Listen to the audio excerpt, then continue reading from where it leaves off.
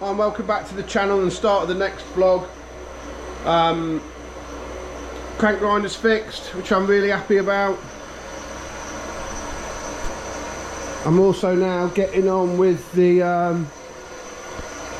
Hudson block, so we've lifted that in the Honer, and the first job that I'm recording this week, or this vlog video, I'll quickly show you, is a Vauxhall XE cylinder head that come in from a customer in, I think he's in Dover way. It's an Escort, what the body shop next door built. We did a top and tail on an X-Race engine, not one of my engines, but an X-Race engine. He's had the car for a little while, but it's just started putting a little bit of oil in the water in the header tank, just sitting on top.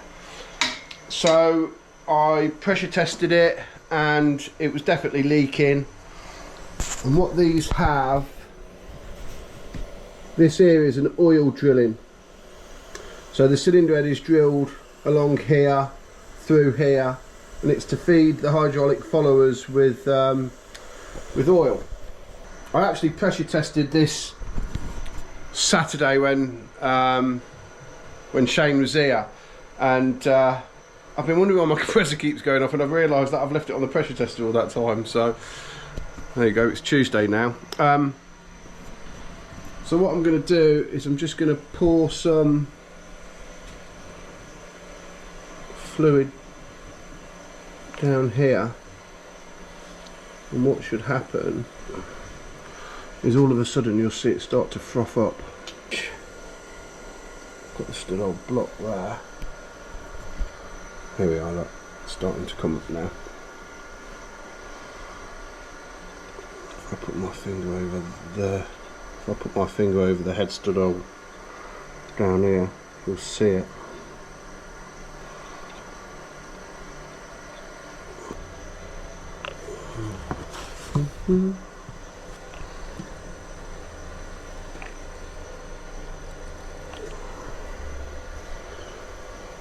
Here it comes.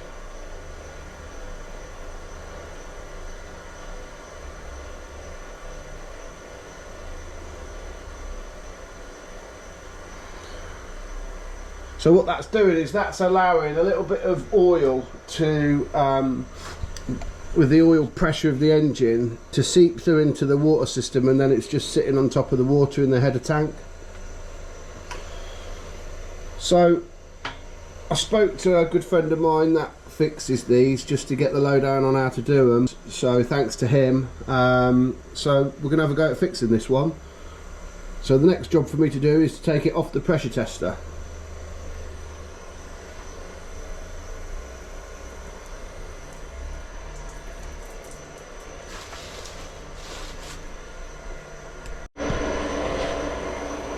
So I've got the Vauxhall cylinder head off the pressure tester,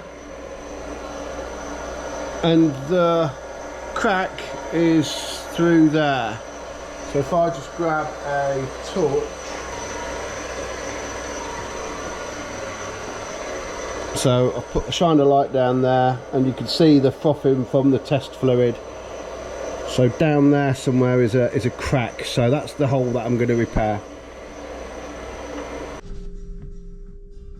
So it's looking like good news on the XE cylinder head. I've had that on the pressure tester now for a good half an hour. This hole here is the one that leaks. If I grab a torch, I might be able to show you down the hole.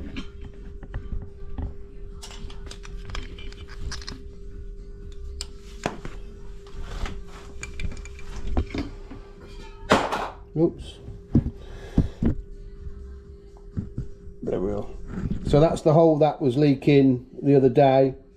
So I've now repaired that, and there's no bubbling up from it, so it looks like a good repair. So I'm really happy about that. Next thing I've got to do is give it a reface and then get it back together. So that's the Vauxhall all repaired. So now I'm going to fit the oil gallery bungs. It's been through the cleaner, I've refaced it, which I'll flip it over and show it in a minute. So I'm gonna refit the oil gallery bungs, put the inlet valves back in, put the followers and the cam followers and the cams back in, and then it's ready for Shane to collect. That's the Vauxhall XE cylinder head, all built back up. I've even just quickly ran through the tappets just to make sure they're all right, but I knew they would be because I haven't actually moved anything on that.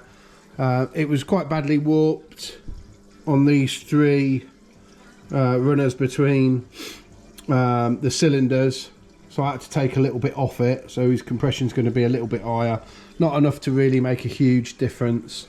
I've fitted the oil bungs back in, so that's all good to go now. He's on his way actually from Dover to come and collect it. So at the minute it's what time is it? It's 7:15 at night, so he's probably not going to be here till 8:30, but I'll crack on with other work while I wait for him to turn up. So that one's all done and good. Yeah, so we're moving on to the next one. So today I'm working on this Lotus twin cam cylinder head. It's coming for new valve seats and new bronze valve guides. So the first thing I'm doing is machining the original valve seats out. There's loads of different ways to get valve seats out. You can put a weld all the way around the seat here and it shrinks it and then tap it out, or you can weld a valve in and then use the stem to knock it out. But what I'm doing is machining it out. So I've set up the Myra to machine just smaller than the OD of the original seat. And what happens is as you get close to the bottom, the seat cutter then just flicks the seat out like that. So far I've got 2 of them out, and I've got 2 more on the inlet, and then all 4 exhaust to do. So that's the Lotus head board to take the inlet seats, and that's one of the inlet seats now fitted. I've got to fit one in there, and I fitted one in there, then flip it over and do the exhaust. So yeah, get in there with this one. So what I'm doing now is just measuring with a vernier how much the valve guide is sticking through to the spring seat. So I'll start with the exhaust, and then I'll measure every single one just so I can get a good average of the depth.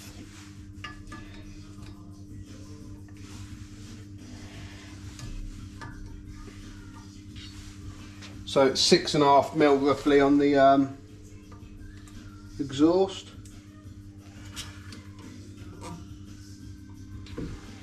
And just over 7 on the inlet. So I'll make a note of that and then push the guides out. So the next thing on the Lotus twin cam cylinder head is to ream the valve guides out and hone them. So the guide is fitted is miles off. It needs quite a few thou taken out of it, so I'm not going to do that straight with the honer. The first thing I'm going to use is this stepped valve guide ream. So I'll wind that in by hand nice and steady and then hone it to size. So what I've done is I've measured the stem and I've matched it with this valve guide ream. I could give it a clearance, but then by the time I've honed it, it would be too big. So basically, the size of the ream is the size of the stem. So I've wound it in 2 of the guides, and it's just a little bit tight in there. So by the time I've honed that to suit, that will be perfect. So I've got to now, I've done that one and that one, I've now got to just ream out these 2. So like I say, it's all done by hand, but the good thing is from there to there is a smaller OD, so that just helps keep the ream straight in the guide. So I don't need to push, it will wind itself in, and then just very nice and easy, just turn it and let it wind itself down. So that's the Lotus twin cam, all finished now, ready for the customer. So I fitted lead-free seats on the inlet and exhaust valves, new bronze guides. I've then reamed them out to size and honed the guide finish, and then cut the seats, set the depth on them all, and ground them all in and numbered them for them. So it's just come out the cleaner now. I'm just going to double check my measurements, and it's all ready for him. I think he's on his way to collect it today as well. He didn't want it skimming, didn't want any other work doing, just the seats, the guides, and then I just thought I'd grind them in just so I know that the seat cutter cut the seat perfect, but the seat cutter always cuts the seat perfect, so I didn't need to doubt it. So yeah, another job done, on to the next. So this is the second flywheel of the day that I'm lightening. I've already taken off a big boss from here, and now I'm just going to clean up this. If I switch it off, in fact, I'm going to clean up this step here. So I'm going to machine it out to about here, and then cut in here a bit deeper. So I'll record a little bit of this one being done.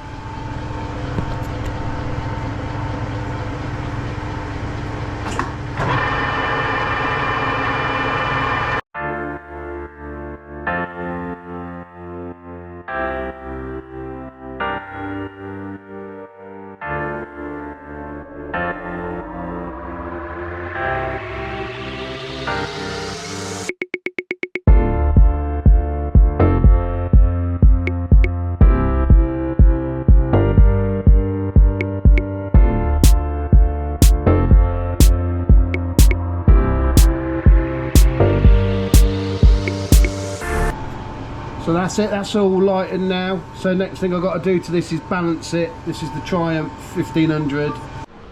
So this is the crankshaft off the 1500 Triumph, which I've lightened the flywheel on and done a rebore and all bits and bobs. So the first thing I'm going to do with this is balance the crankshaft before balancing the rest of the engine components. I've put all the details of the crankshaft into the computer of the balancer.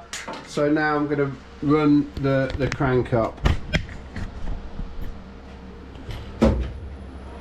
Switch the crank on, the computer will automatically start to do a reading once it's up to speed, which is here.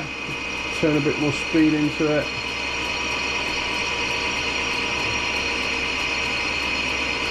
So it's quite a bit out of balance, but I'm going to let it run a couple of times just to settle the machine. I'll hold the data, stop the crankshaft from rotating, and then basically take some weight off it in where it needs it. In fact, it's bloody miles out. It's 44 grams out on the left hand side and 24 grams out on the right hand side. So I'm going to print a working copy of the initial, that's it, of the initial balance, and then see what we can get it down to. So this is the Triumph crankshaft balanced now. I've got the front down to 2.6 and the rear down to 7.4. Both light up green, so they're within the specs that I want to run. So the next thing for me to do is to fit the front pulley and the flywheel, which I've already lightened, to it, and then balance again. So there's a quick update on the Triumph engine. It's all painted. I've cleaned all the core plug holes out. I've gapped the rings. So now what I'm going to do is knock a new set of core plugs in. I've used the usual ceramic glue in here to lock them in. There's one there and then one at the back there, so I've just got to quickly ceramic here and here and then fit them. Get ready for building the bottom end. So that's the new core plugs in on the Triumph engine. Yeah, it looks really fresh now, so I'm happy with that compared to what it looked like when it come in. We'll carry on building it. So I'm doing a few jobs on the 1500 Triumph engine today. I'm gapping the rings and I'm going to fit the new pistons to the con rods, which I've balanced. So all the con rods are now balanced end to end. The crankshaft has been balanced. The flywheel and clutch cover has been balanced. So I'm going to fit the pistons to the rods. So in doing so, I put the build lube on the small end bush. I then put build lube in the gudgeon pin bore of the piston, and what that does is that just helps protect the engine on initial startup until oil gets up there. I fitted one circlip to one side, and then it's a case of just pushing it through, and then you'll see the build lube pushes right through to the already installed circlip.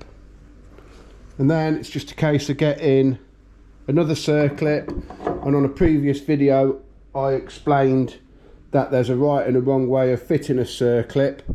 I'll just go through that briefly again. And what you're looking for on a circlip, you've got a machined flat edge, and then you've got an edge which has got a radius to it. And what you want to do is have the radius towards the gudgeon pin on both sides. And what that does is that if the gudgeon pin is turning, if there was ever any rough edges or anything on there, it'd stop that pulling the circlip out.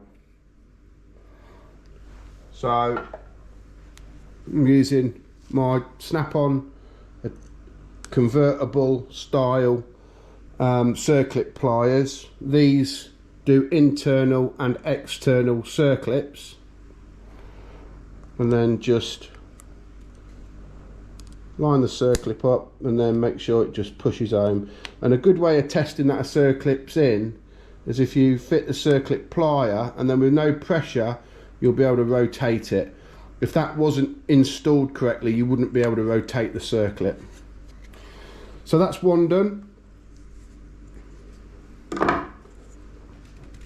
And then just quickly check that everything moves nice. Make sure there's no play on the small end, which there's not. Now this is ready for me to fit the rings. This writing on here is the weight. And then it shows you on here that it's a 20 thou oversize, and then it shows you the arrow, so you know that that points towards the front. So each one that I do, I'm just going to give it a quick check on the small ends, and then that's ready to fit the rings. So that's one done, and I'll do the rest.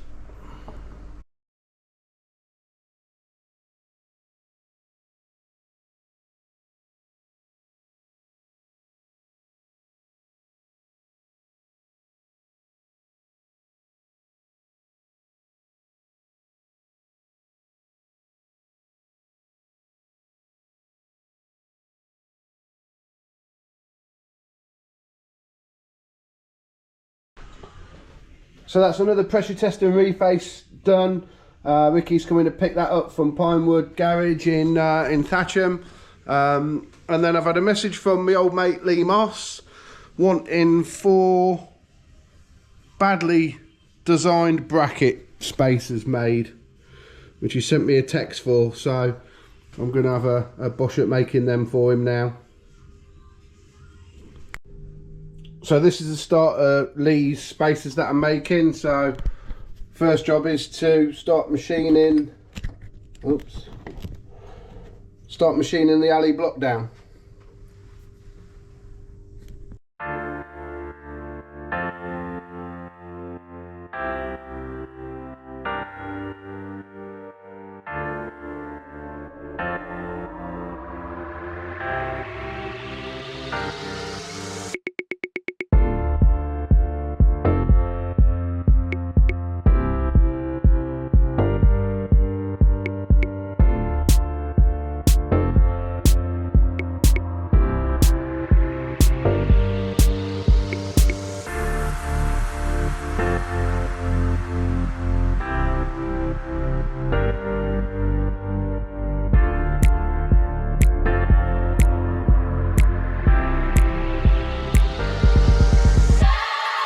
So that's the 4 bushes now made for Lee. So what I've got to do now is make them D-shape. So I've bolted them all together, marked where I need to machine down to, and I'm just going to run the milling cutter across them.